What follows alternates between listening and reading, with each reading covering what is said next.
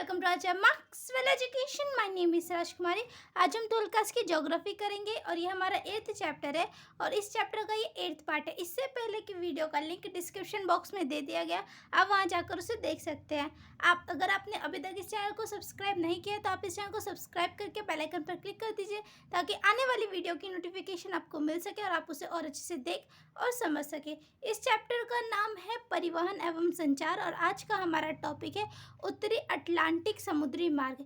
जैसे कि मैंने पहले की वीडियो में आपको बताया था कि समुद्री मार्ग क्या होते हैं। जल परिवहन को दो भागों में डिवाइड किया जा सकता है, जैसे कि समुद्री मार्ग और आंतरिक जल मार्ग। तो हम इसमें बात करेंगे समुद्री मार्ग के बारे में। तो यहाँ सबसे पहले हम बात करेंगे समुद्री मार्ग यानी उत्तरी अटलांटिक समुद्री मार्ग के बारे में। तो जैसे कि नाम से ही पता चलता है कि किसकी बात हो रही है, जो उत्तर की जो अटलांटिक है उसके वहाँ पर जो चलने वाले जो समुद्री मार्ग हैं उनके बारे में यहाँ पर बात की जा रही है।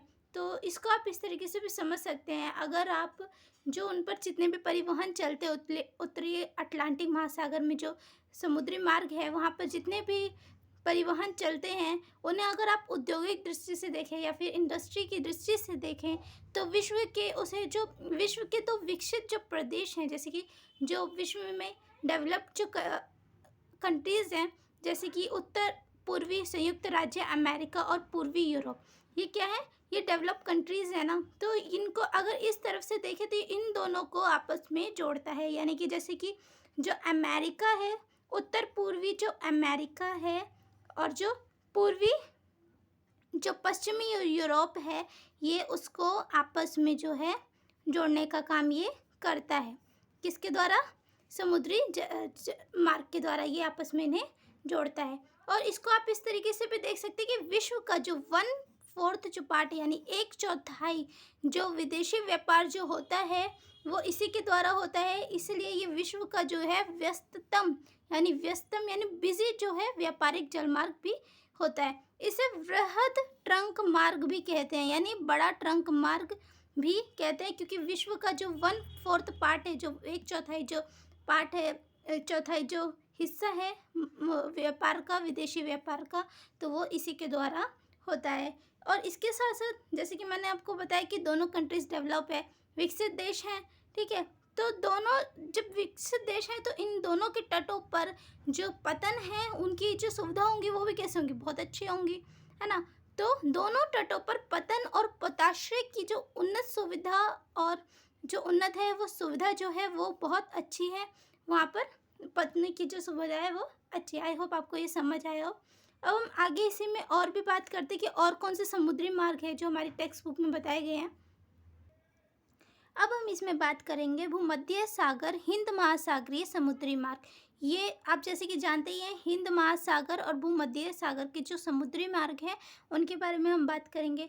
तो पुराने टाइम पे जो पहले के समय में विश्व के हृदय स्थल यानी विश्व का जो हट जो स्थल है जिनको कहा जाता था, ये उन क्षेत्रों से गुजरता है। और इसमें क्या होता है, ये क्या है कि ये अन्य मार्गों की तुलना में, जैसे कि आपने बहुत सारे अभी जो जितने भी पढ़ोगे समुद्री मार्ग, तो उन मार्गों की तुलना में ये अधिक देशों को यानी ये ज़्यादा देशों को और ज़्यादा लोगों को ये सुविधाएं जो हैं, जो सेवाएं हैं वो अपनी देता है, प्रदान करता है। अब हम इसमें जानते हैं कि इसमें जो इस महासागर में महत्वपूर्ण पतन कौन कौन से हैं।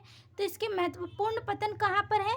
पोर्ट शहीद, अदन, मुंबई, कोलंबो और सिंगापुर में इसके महत्वपूर्ण पतन है।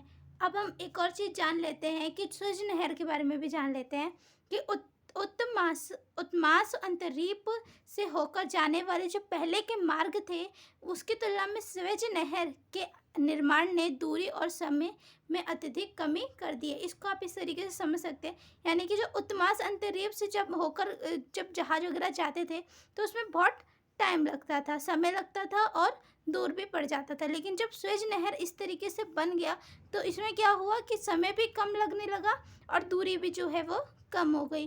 तो आई होप आपको ये समझ आया हो कि मतलब भूमध्य सागर हिंद महासागरीय समुद्री मार्ग क्या है और इससे पहले जो हमने बात की थी वो क्या है।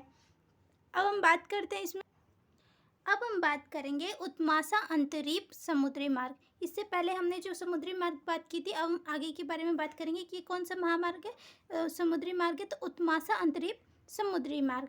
तो ये जो व्यापारिक मार्ग है यानी व्यापार के उद्देश्य से जहाँ पे जो परिवहन जो काम करते हैं इसमें, तो इसमें अत्यधिक औद्योगिक जो पश्चिम यूरोपीय प्रदेश है यानी जो ज़्यादातर इंडस्ट्रीज जो देश हैं जहाँ पर ज़्यादा व्यापार का काम होता है, वैसे जो पश्चिमी यूरोपीय देश हैं प्रदेश हैं, तो ये उनको जोड़ता है। उनमें से पश्चिमी अफ्रीका, दक्षिणी अफ्रीका, पश्चिमी अफ्रीका, दक्षिण अफ्रीका, दक्षिण पूर्वी एशिया और ऑस्ट्रेलिया और न्यूजीलैंड को जोड़ता है। और आई होप आपको ये समझ आया हो। और पशुपालन आधारित इसमें जो होती है अर्थव्यवस्था इनमें होती है। आई होप आपको ये समझ आया किससे ये जुड़ता है। तो ये जुड़ता है यूरोप से, यूरोप के जो है पश्चिमी यूरोप से, ठीक है। और इसी तरीके से ये पश्चिमी अफ्रीका जो है उससे जोड़ता है, पश्चिमी अफ्रीका। साथ में फिर एशिया से ये इसको जोड़ता है। और दक्षिण पूर्वी यानी कि दक्षिण और पूर्वी जो एशिया है इनको जोड़ता है, ऑस्ट्रेलिया को जोड़ता है। और इसी तरीके से ये न्यूजीलैंड को जोड़ते हुए ये पूरा ये जो निकल जाता है। तो ये समुद्री मार्ग है ये, ठीक है। और इसमें ये जो अर्थव्यवस्था होती है वो किसके आधारित होती है, पशुपालन आधारित ये अर्थव्यवस्था होती है। अब हम इसमें बात करते हैं जो स्विज नहर है, इससे पहले की बात करते हैं। जो स्विज नहर है इसके निर्माण से पहले जो ये समुद्री मार्ग है ये लिवरपूल और कोलंबो को जोड़ता था, जिसकी लंबाई लगभग 6400 किलोमीटर थी, ठीक है।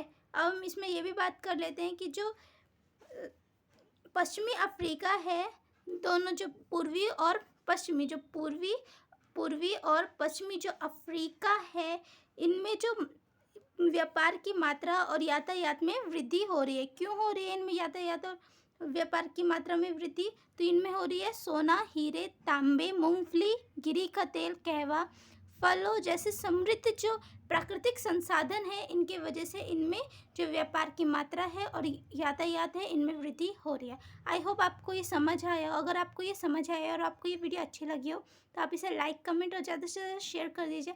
आप इस चैनल को सब्सक्राइब करके बेल आइकन पर क्लिक कर दीजिए। Thanks for watching this video.